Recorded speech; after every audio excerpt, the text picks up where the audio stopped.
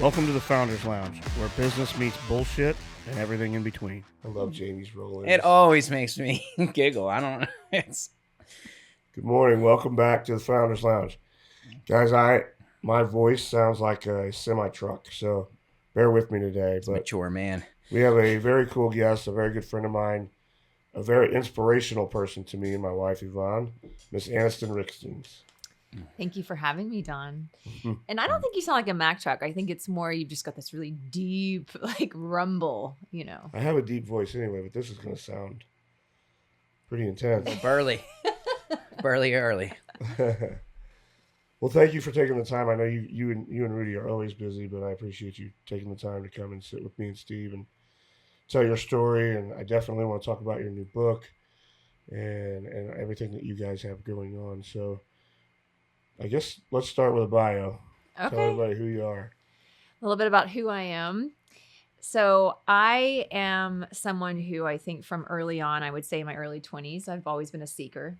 I started asking like the big questions early on in life, thankfully. I think we all get to that point at certain different points in our journey where we actually start to question like, who am I and what am I here to do and what am I good at? And so that journey kicked off for me in my early 20s. And it was probably because I never really felt like I had a sense of who I was or what I was good at. I was very good at being the people pleaser, really feeling into what people wanted from me and then being that. You know, I was that girl in the relationship. I was like the perfect girlfriend, right? Because I would take on whatever interests the guy had and I would be like all in and never cause problems. And so that causes a lot of disconnection and just not knowing who you are.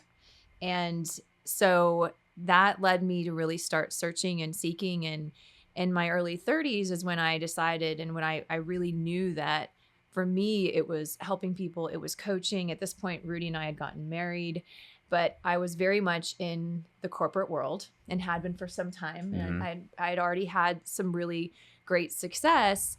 And I just didn't really know how to start to bridge, right, the two. So what I did is what most people probably do, which is compartmentalize. I was like, okay, this is fine. I can be corporate, director by day, and then I can, at night do all the things that I love. So Rudi and I we were hosting like meetups, like coaching meetups in our home for years, like just people coming, and we would go to work during the day. And then at night, that was what we were doing because it brought us joy, because we loved it. We weren't charging for it. And yet again, though, every time we would try to take a step out of corporate America, we would wind up getting drawn Pulled right back in. Yeah. And then feeling like, how do you do that? Like, how do you start to expand that area of your life that you feel like you were born to do whilst still being a human and paying the bills and taking care of your life, And so it definitely felt like a case of like the golden handcuffs and how are we ever going to bridge this? So finally, this is a very long story short. It was actually during COVID that we really decided, I think the universe kind of decided for us because we were both furloughed at the same time. And we were like, all right, we're going all in. Let's do this coaching company. And that's when it started for us. I really started. And Rudi had this very quickly had a full roster of clients. I was building out programs, and that was the plan. And then I guess it was right before 2021, I got a call from an organization. They were headhunting me for a vice president position. And I was like, no, I'm out of corporate America. I'm good. This is the plan. And then it kept coming back and it kept coming back and it kept coming back. And I've learned, and I believe that when something continues to come to you, it's for you. Yeah, and so I decided, I was like, all right, I'm just going to get on with this interview with the president of the company. And I'm just going to tell him who I am and just be like, listen, I am no longer compartmentalizing my life. This is who I am. If this is what you want, then okay. And so I told him, I said, listen, I know this is not what you're hiring me for. However, I am a coach. I'm a speaker. I love to create transformational spaces. I love to create training programs. And he was like, awesome. He's like, bring all of that with you. We need all of that. I was like, Well, damn, there goes my one excuse. So That was my out. That was my out. And so I wound up taking the job, but this was the first time in my life that I really showed up fully as me, unapologetically. I don't care where I was, what room I was in. I was bringing the inspiring, authentic leader there, and I wasn't holding back. And what happened was really life-changing because I became known for that, number one. And then I started getting more opportunities to do it and to like host things. And the sales team would be down, and then I'd get a call from the sales director like, hey, could you come do a mindset training? And so it became a big part of what I did. And it also brought me so much joy. I realized I had never loved a job more because I was actually doing what I loved within the job. Yes. And then, you know, as I think what normally happens is that starts to expand, the opportunities started to come, and eventually it was time for me to leave. But it wasn't because I was unhappy. It wasn't because I was miserable. It wasn't because I was like, to hell with this. It was just the natural evolution of things. And so what's interesting is I started writing The Universe is Hiring right as I was coming into this job. And what I didn't realize was that job was going to become the content for this book and the roadmap. And so everything wound up working out perfectly. And I think for me, one of my missions is to remind people that there's no such thing as waiting to create your purpose. Like, you just have to start, number one. Like, you have to have the courage to start where you are. You have to know that you're where you are for a reason. Like, there are no accidents. And the minute you can start assigning meaning to where you are, number one, you'll start feeling better if you're in that place where you're just miserable.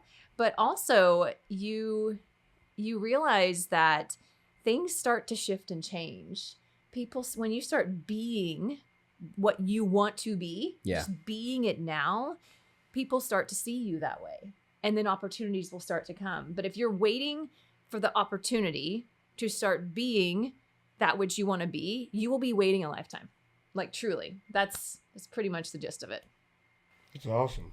It's interesting too, because we had an episode, Anniston, that you touched on a lot of our episodes, quite frankly, but the foundational, you know, by nature, we're foundational characters. We want to be grounded. We want to be, and that whole shift to, you've got to start. Yeah. And your own experience of, you know, I was kind of, let's just face it, we needed a corporate for the money because it was too good to walk away from, but I was meant for something else. Yep. And Dawn and I spoke recently on an episode about when's the right time to make that entrepreneurial shift. Yeah. And in that case, entrepreneurialism or just tracking a dream and saying, I can make a living and be happy this way. I'm going to take this from our audience's standpoint. How long were you in kind of that corporate America setting before you felt, you know what, enough's enough. I need to just take the chance. Well, I mean, I was in total, I mean, I've worked in corporate America for probably 20 years. Okay. But in this when I took that job in 2020, I left my position as of the beginning of 2025. But it happened in a way that it's interesting because in my mind, I think I just knew that I would know when it was time. Yeah. And man, I knew. Like, so it did. It just clicked for you that. It's just wow. But I have to say this, that there was I didn't leave with some guaranteed anything on the other side. And that's where I think there comes these points, especially as it relates to the things that we're really meant to do, where I believe we have to take the leap. There will be a time, and it's going to require some courage. However, if you've been showing up and you have already been looking for opportunities to be doing what you've been doing, like for instance, I didn't wait to become a coach till I left my job. I've been coaching for years, right? Like absolutely. I have been being qualified through in every meeting in a boardroom, in every coaching call with the sales team. And you know what I mean? Like I showed absolutely. up as it's the perspective of coaching. So I felt ready. Thus, the confidence was already ingrained in me. I think that, again, if you're waiting for something to happen or for you to leave your job, for you to start doing that. But then you're like, well, I just don't feel confident yet. Of course you don't feel confident yet because you haven't actually started doing it. Yeah. You know, so the confidence only comes from the doing and the committing to doing, right? Absolutely. And the committing to showing up. But for me, it was a big leap. I mean, Don and Yvonne know because they are our good friends and they've been kind of a witness to this whole evolution. And, you know, I left a very healthy paycheck, a very secure position. And most people would be like, you're crazy. This is it. But I know that when you know yourself, you know the feeling. You know when it's time. And things were starting to shift and change that just only validated that for me. Yes. And so I did, and it was the right time, you know. And now I'm not, I wouldn't say I'm starting a new chapter because the chapter had already begun. I'm just evolving and expanding because our purpose is an ever evolving target. It will continue to morph and change and evolve as you grow. I mean, I'm sure, like, look at where you guys started and all the things now that have spun off from Clean Eats. And now, you know, you're getting into different business ventures that you never would have imagined from your 20, you know, yourself from 20 years ago. Right. But because you've grown, like, your dreams have grown. And so and then your job is just to continue to allow yourself to evolve and change so that you stay track with that. So I was in the exact same spot you were in and when I met Yvonne. So I gave up a 15-year career, pension, full benefits, excuse me, the whole 9 yards. And everybody thought I was crazy. They're like, you're nuts. You're going to give up your entire life going to business with a woman you've known less than 6 months. Look at me now. But anyway, I wanted to go down another road with this conversation for just a second. And it's a chapter in the book, which we'll get to in a second also. But when you and Rudi said, okay, we're going to start this coaching, these coaching meetups, how did you know where to get content from? And did you ever think, like, chapter 7 in your book is my favorite, and it talks about imposter syndrome. Mm-hmm. The reason that resonates with me so bad is because when we started gaining momentum in Clean Eats and I started getting more involved in the industry itself, I'll use my fingers in quotes and I'll tell you why. I always doubted, like, we would go to these meetings and we would try to work on these different accounts and just, you name it, whatever, right? And I would be like, am I good enough to be in here? Like, am I, should I be in here? I've gotten completely over that. Like, when it comes to running Clean Eats and businesses, I have zero issue with that. Gotten completely over that. Where I still struggle with it is on the integrity brand side, the business consulting side that I'm doing. And in my head, I'm telling myself, I don't want to do this the same way that every other, Joe Schmo does it. Yeah. So it defeats the purpose of me doing it. So did you guys struggle with that when you're like, okay, we're going to coach people? Were you learning from other people that have done it before you? And did you struggle with that? I have struggled with that. I can speak for me, and I definitely can speak for Rudi. Rudi's going to pound me for asking. Every single time I have done something new. And I think that, thankfully, all the years studying mindset and neuroscience and understanding the brain and understanding what's happening in my body helps me get out of that pretty quickly, because anytime you're doing something new, your nervous system is going to be like, whoa, exactly. You're coming up against, I always imagine that we have this, like, comfort zone, right? And imagine it's like a big field and there's this huge wall around it. And then I want you to imagine that you've got these little selves that set up lawn chairs along there that are like, go back, you're getting close, you're coming to the perimeter. And then it's like, you better go back, don't come any further, and we feel that in our body. We feel it as panic, as stress, anxiety, as imposter syndrome, as the I'm not ready. It is a normal function of your nervous system and a normal function of your brain. And I think that once you can understand that, then you can be like, okay, I just need to breathe through this. This is going to feel uncomfortable for a little while until it's not uncomfortable anymore. And if you think about all the times you felt this way, you've pushed past it, and then what was once uncomfortable becomes a part of your comfort zone, right? Because you're pushing back that perimeter bit by bit by bit. They still have the lawn chairs. The lawn chairs are not going away.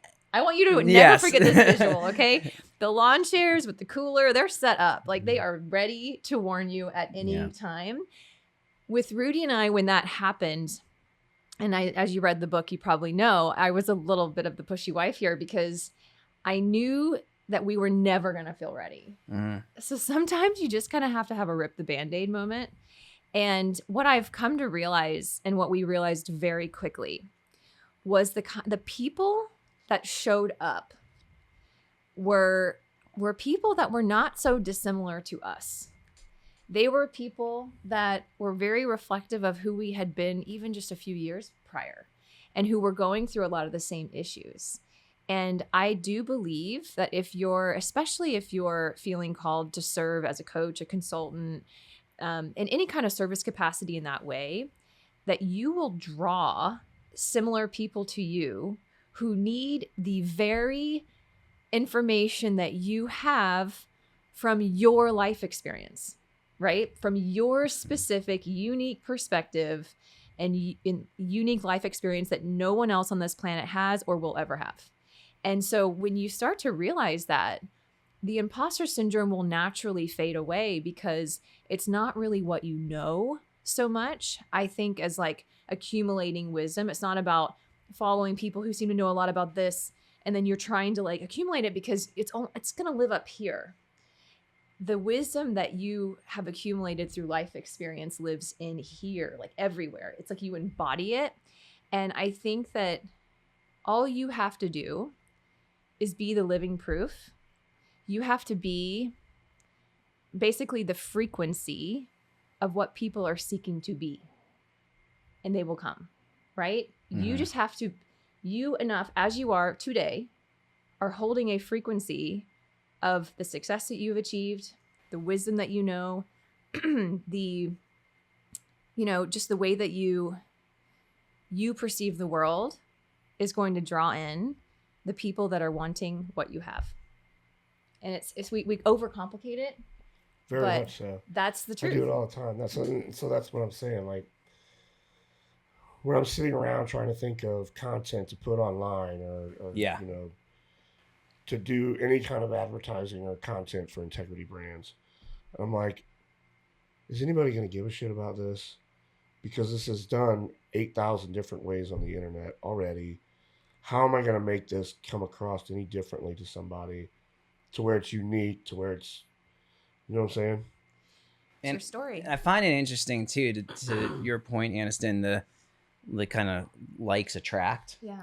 And that there's a whole nother episode of Integrity Brand on that. But the imposter syndrome, I've never met anyone without imposter syndrome because it's just a term that we've given to self-doubt, which is uncertainty. And then as you lean in and become more associated with something, it is less uncertain. And it's that imposter syndrome, or I think it's a term that we've just made.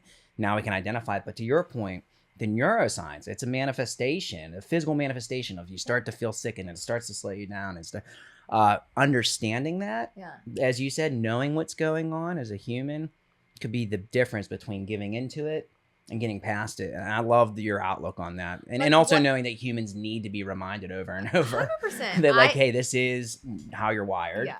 I like to look at it now as, I think this is a more positive and empowering reframe, is it's just a symptom of expansion. It is. Yeah. That's it. It's just a bodily, physical symptom that we experience of expansion, which is exciting in itself, right? Because if you're not expanding, you're dying. And the universe is always expanding.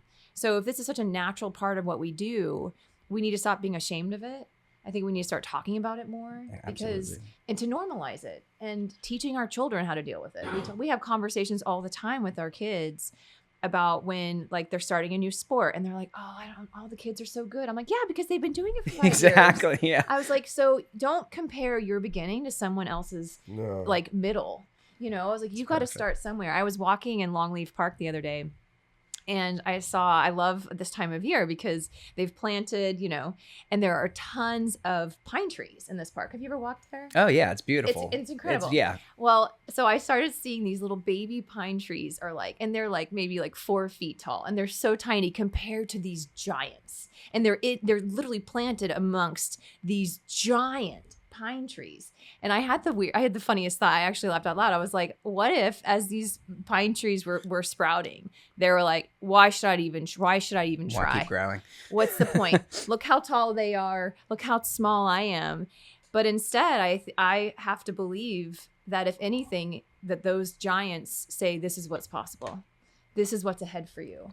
Like Absolutely. grow. Just keep growing, because this is what you can grow into. And I think that we have to look at the people who are farther ahead, not as our competitors, not as a thing to make you feel like you're so far behind, but instead as those people that say, keep growing, keep going, because this is what's possible. No, it's a great way of looking at it. Right down to nature. It's greatest teacher. And at the end of the day, I mean, and I've always said, because I think everyone has struggled with self-doubt or imposter syndrome. And the reality is we're pack animals. We just want to be accepted. That's what this all boils down to is we want our businesses to be accepted. We want ourselves to be accepted, and trying to find where we fit in and doubting that we can fit in is a big barrier. Big time. I think I definitely outsourced my belonging for way too long. I loved your beginning. What you were saying is you're right. You might micromanage your personality or compartmentalize to fit into the moment. And you're 100% right. And your unique selling proposition is your uniqueness. Yeah. With the very thing that you think is going to make you too much for people, or that it's going to, I've completely shifted the paradigm around that. When that inner voice, because it still does every single day. I don't think that ever goes away. Before I post, before I whatever. It's a mechanism. I'll have these people that pop up in my head. These people I haven't even talked to in years, by the way, who don't even feature on my radar anymore. But for some reason, my brain is like latched on. What will they think? What will they think? Writing to that audience. Yeah. And and it'll be like, this is too much. And I'm like, if I hear the words, this is too much in my head, I'm like, it's done. I love it, though. I have to do it, because to me, that is the pathway to your greatest success. Breaking through it. Is the I'm too much pathway. I think you're to me, Don and you Dawn guys of Honor, like you are the like template poster children for this. Because you just do what you do. Yeah, it's great. And I love that you guys just run. Like I don't know if I've ever met people who are more, or you make it look natural, and I'm sure it isn't, but more natural executors and willingness to try new things and expand in all different areas. And like, it's such an inspiration to Rudi and I. Well, that goes, I mean, when I brought up imposter syndrome, and I said that I've gotten over it when it comes to running a business and trying new things and doing that, that's what I meant. We're so far past what I would call status quo that I don't even go to like franchise conventions and do the industry stuff anymore, because it's so status quo. You got all the old, industry guys there that I'm just never going to be like that. I never have, never will. We've never ran our companies like that, never will. And so it's kind of funny to watch people, even like executive employees that we've brought in here recently, are like, they don't even know what to do. They don't know how to act because of the way that we've built the company, built the culture. It's very difficult for somebody to come in and do that. So I'm very confident in that. What I struggle is projecting that out and trying to teach somebody else how to do it. That's what I was getting at. Is like, how do I create content and teach people to do what I've done? It's like I can hear it in my head, like I'm screaming to myself. It's like a brain fart or like a writer's block, and I'm like, and nothing comes out. And then I'm like, well, maybe it's not that good. I just won't do it. And then I never do it. Yeah. I think, though, you said a word, trying. And that's that I think is unfortunately something I've tried to completely remove that word from my vocabulary, is I'm trying, because that usually means that it's not something that's coming from like a natural inspiration usually, or like I'm just doing it. I think that what people want most right now is just realness. They want authenticity. They want you to share your stories. And the way that you did, and you created will be different. And I think what you need to really remember, and what I'm hearing you say, and I completely agree with you, there is no one way. And what if you're here to remind people that there is no one way, but that you being able to share how you specifically, approached specific things might be exactly what they needed to hear. It might be like a way or strategy they need to try, or it might just remind them to check in and be like, what feels right to me, right? I think your life and your life experience is the teaching, in my opinion. That makes sense. Well, let's dive into this book. I want to talk about this for a minute because, guys, just for reference, The Universe is Hiring. This came out January 7th. Okay, I knew it was at the beginning of the year. I thought it was closer to Valentine's Day. But when you gave me a copy of this book, I read 3, maybe 4 chapters at home, like before bed. And then I took it to the cabin, to the farm one weekend. And I laid on the couch. It was like rainy and we couldn't do nothing outside. Perfect reading. I read the entire damn book in one sitting. And Yvonne's like, "Are you just going to keep?" I'm like, I don't want to put it down. It's unbelievable. Thank you. Were there any aspects of, you said you wrote it in real world experience. I mean, so you're physically doing your thing, and then this could be a chapter. Is that? I mean, were there any? What I was going to ask you, is there any writer block moments where it's kind of like, oh man, I don't know how I'm gonna. I know I want it in there, but I don't know how I want to tackle this particular issue. What was interesting is no, Okay. but I think it's because of how I approached writing the book. And I have to say, like, I am a Capricorn. I am type A. I'm very structured naturally. So naturally, I would have been like, okay, outline, and then like I'm going to follow in sequential order, and it's got to be that way. But I actually didn't do it that way. I did have an outline. I had actually received the idea for the book while I was meditating in 2020. Like I was in a meditation, and then all of a sudden I saw the cover of the book, which looks identical to what it is now. Wonderful. I saw the chapter outlines. Like I felt like I'd just be given this gift, and I felt it. I was like, this is something I meant to write. I just wasn't ready to write it yet. Mm-hmm. And so when I did make the commitment, I'm going to write this book. It's so important to me. Like it's like I tried to ditch this idea so many times. I was like, I'm too busy. I literally the ran monkey away. on the back. Yeah. But at one of our training events, we actually led the entire team through this eulogy exercise where you had to write your own eulogy. Never done that before. Highly recommend. It is it's really insightful. That would be weird. They would be. Oh no, we took people's tempting fate. We took people's photos. We put them through one of those aging apps, right? Oh wow, that's very cool. Like we aged them by like 30 years. But it was very powerful. It was so powerful. To see people visual. Realized they're like, whoa. You think you have all the time in the world. You really do. But that's a gift, I think, and a curse, right? Because we're like, oh, we've got so much time. But do you? Do you really? And what are you waiting for? Because, you might not have as much time as you think. And time also goes a lot faster than you think it will. And so in that eulogy exercise, I actually sat down and I did it, even though we were like facilitating. And it's like I had to sit in what would it feel like for me never to realize my dream to be a published author. And that would have been my biggest regret. That's what I identified. If I said, one of the questions was, what would be your biggest regret of not having achieved something? And that was it. And that's when I made the decision. I was like, come hell or high water, I'm writing this book. And so what I did though, was I made a list of the chapters. I cut them up. I put them in a coffee mug. And then once every 2 weeks, so I gave myself 2 weeks to write a chapter, I would pick the chapter out. And here's what was the craziest thing, was that my life started mirroring the chapter I was writing. So like things would happen at work that were very aligned with the chapter I was writing, or in my personal life. And so the content was like coming, but it was coming in the right order of what I was experiencing. So it made for a very easy flow. At no point did I have writer's block or like, what do I write here? If anything, I was writing from such experience. Fast enough. Yeah. And having to I had to cull down the chapters because I had so much to write about. That's awesome. What's really cool is there are a lot of writers, whether they're into the topic we're discussing now or not, the advice you just gave is I gave myself 2 weeks per chapter. 2 weeks per I chapter. pulled random draw. I didn't stick to the standard outline.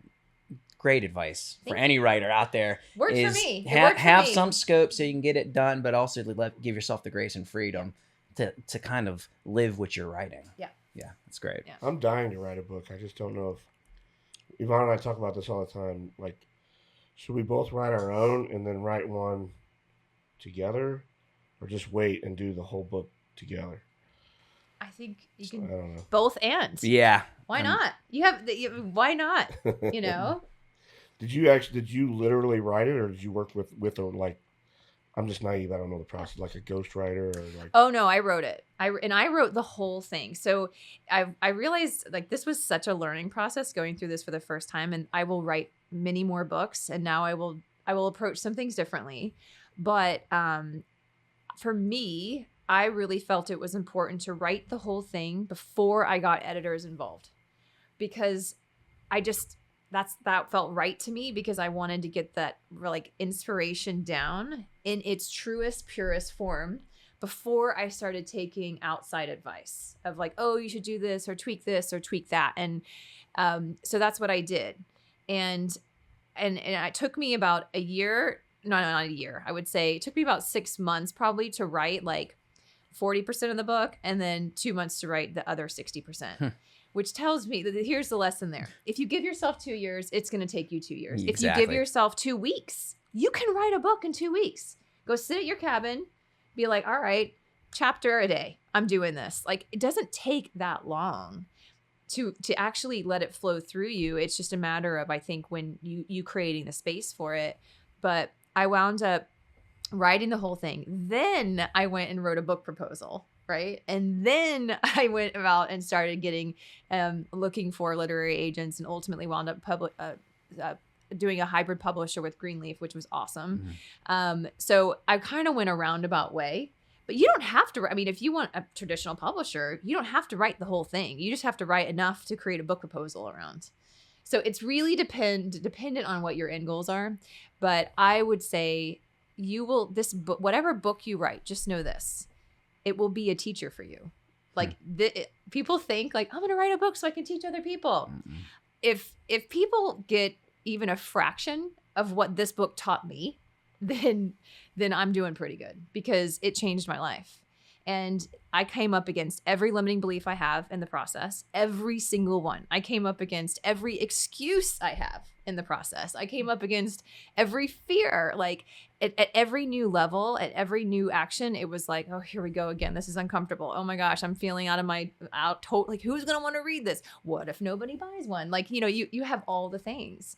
But so that in itself it's the greatest gift to me, because I got to become so much greater and more expanded through the process of writing it. So you just said 2 words that I have right here in my notes. I'll even show you. It's right here. Limiting beliefs. So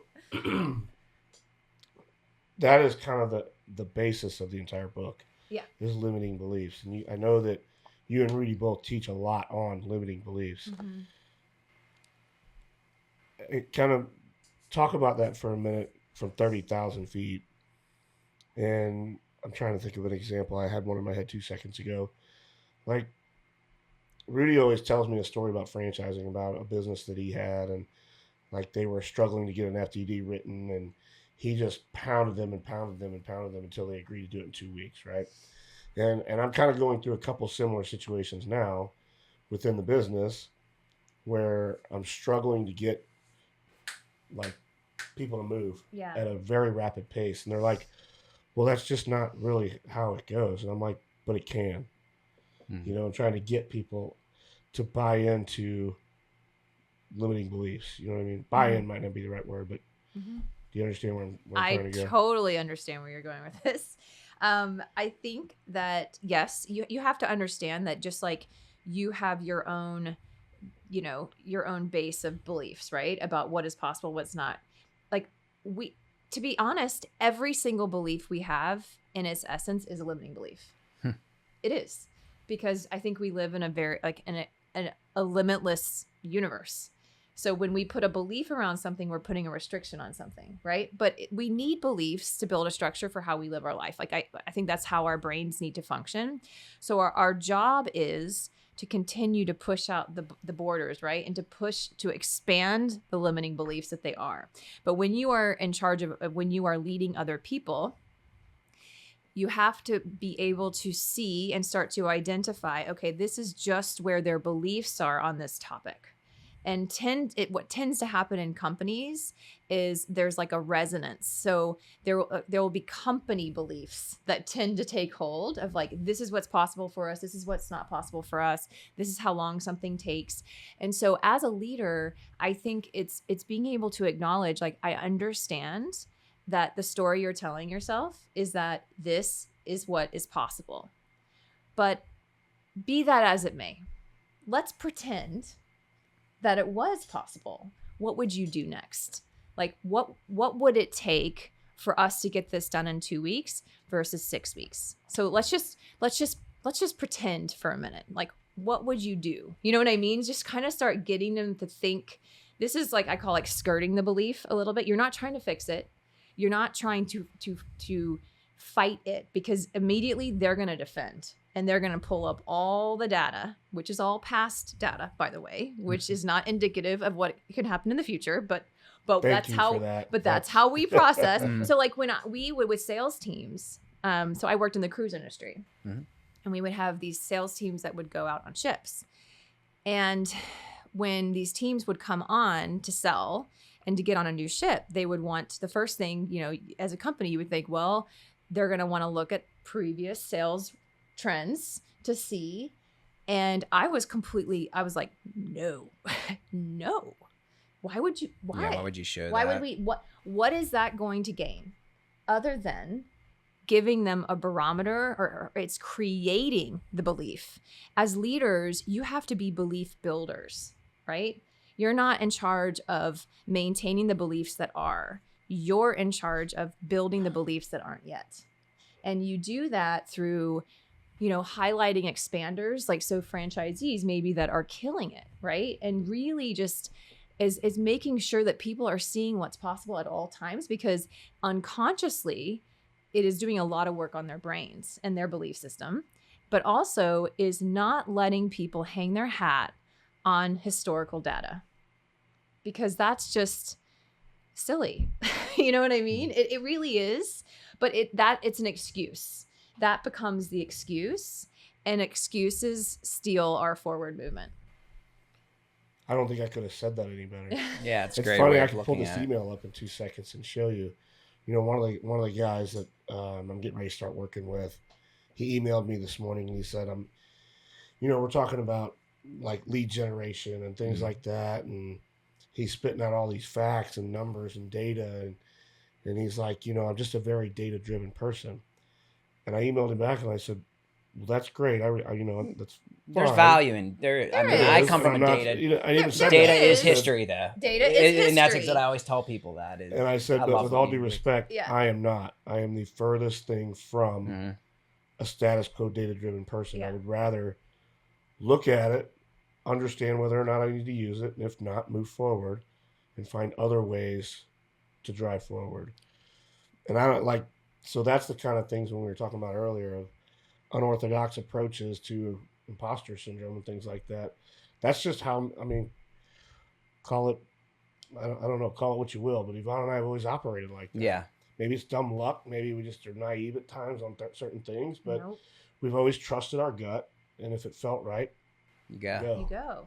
100%. But that's the way, that's what you have to do. And if you're an entrepreneur and you're wanting to innovate and you're wanting to create something that's never been created or results that's never been created before, you can't look to what's been done.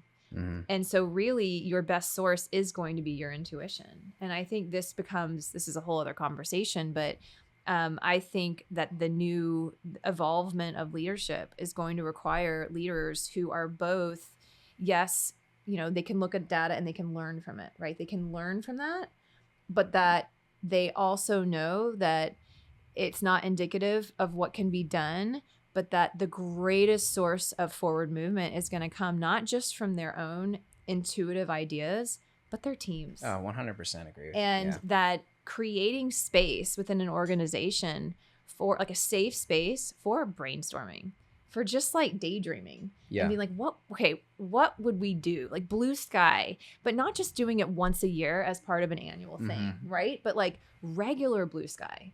You'll see like ideas will come that could completely revolutionize your business, and they'll probably come from the people you least expect. It might come from a person who is working a cashier at a franchise location. You know what I mean? I love this topic because you're right. It's a whole nother episode, Yeah. but the leading up, I think it also reinforces the leadership. Yep. That's in a perfect world, we do get this done in 2 weeks. What does that look like? Yeah. What do you need?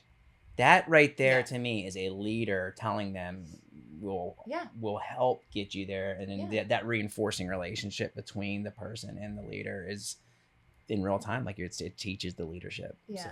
It's changing the line. It's changing the line of questioning from how can this be possible to, okay, what would it take? What would it take? I do that in my life as well. Like I'll say, okay, I have all this to do, and then I'll get overwhelmed. And I'm like, okay, rather than being like, get out of the question of is this possible or not, because that's just a drain on your energy and it's not really helping. So instead, just like, okay, what would it take for me to do this? And then if I can just start thinking of like, well, if I did this and then I did that, immediately I'm no longer questioning and I'm solutioning. And then you can do that easily with your team, just getting them out of the question and into, okay, well, let's just think of a couple of things we could start doing now. And it just gets them into action. And before you know it, the momentum picks up. And then they'll look back and be like, why did we ever question this? That was so silly. That's great. You know? Great. It's awesome. Yeah. Nice. I think that's a perfect place to leave it. You drove that one home. We could go hours with you. I mean, Anniston, it's okay. but this is so the behavioral science, whatever you want to call it, Yeah. it is so in line with whether you're a owner working, as you said, you have a career. Yeah. This is where leadership needs to head. There's an empath part of it. There's a lot of things that I don't think we've taken the time to understand why we process the way we process, and you've done an awesome job with the book as well as Thank you. I appreciate scraping the iceberg here. it. Thank you so much. Thank you so much for being here. Yeah. Where can people find you? Where can they buy the book? So pretty much anywhere books are sold, Amazon, anywhere online, and then I think select Barnes and Nobles that they have in the store. But Amazon's an easy one. So hope they enjoy. Social media? Instagram is where I usually hang out. It's Anniston Blair Riekstins. So come find me there. And I'm always happy to meet new folks and support any way that I can. Awesome. Thank you so much. Thank This is you. amazing. Thanks. It's been great. All right, guys. Till next time. See you guys.